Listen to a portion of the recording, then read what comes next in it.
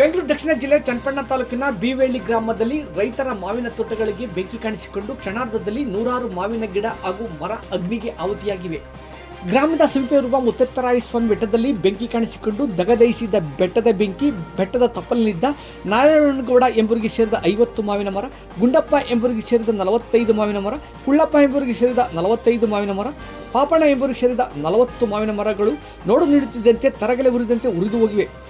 ಬೇಸಿಗೆ ರಣಬಿಸಿಲಿನಲ್ಲಿ ಕಾದು ಕೆಂಡವಾಗಿದ್ದ ಬೆಟ್ಟದಲ್ಲಿ ಯಾರೋ ಕಿಡಿಗೇಡಿಗಳು ಬೆಂಕಿ ಹಾಕಿದ ಪರಿಣಾಮ ಬೆಂಕಿ ಸುತ್ತ ಹರಡಿಕೊಂಡು ರೈತರ ಮಾವಿನ ತೋಟಗಳಿಗೆ ಹರಡಿ ಈ ರೀತಿಯ ಅಗ್ನಿ ಅವಘಡಕ್ಕೆ ಕಾರಣವಾಗಿದೆ ಎಂದೇ ಸ್ಥಳೀಯರು ಜಿಲ್ಲೆಯ ಜನರ ನಾಡಿಮಿಡಿತ ಸಂಗ್ರಾಮ ಟಿವಿಗೆ ತಿಳಿಸಿದ್ದಾರೆ. ಬೆಂಕಿ ದುರಂತದಿಂದ ರೈತರಿಗೆ ತಲಾ ಲಕ್ಷಾಂತರ ನಷ್ಟವಾಗಿದ್ದು ತಾಲೂಕು ಆಡಳಿತ ಸೂಕ್ತ ಪರಿಹಾರ ನೀಡಬೇಕೆಂದು ರೈತ ಮುಖಂಡರು ಮನವಿ ಮಾಡಿದ್ದಾರೆ.